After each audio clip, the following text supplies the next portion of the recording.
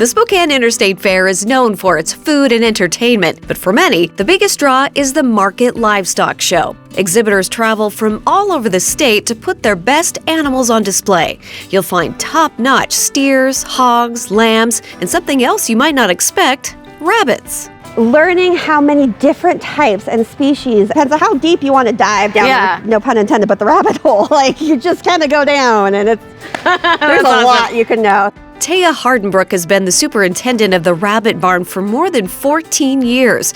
She likes it because it's an easy project for almost anyone. This can be done in your backyard. You can have a setup with a hutch and can participate in a market animal outside of your larger animals where you have to have land. Right. So it gives the opportunity for a lot of kids in a rural area or a city area to participate as well, because not everybody has the space for a steer, for a hog, for a goat, but this is really easy. Taya says showing livestock like rabbits is a growth opportunity for kids of all abilities. My oldest is autistic, and this gave him a platform to talk to people. And if you ask him a question, he can answer it. It gives kids a lot of pride and responsibility, just like any other project. It's just on a smaller scale.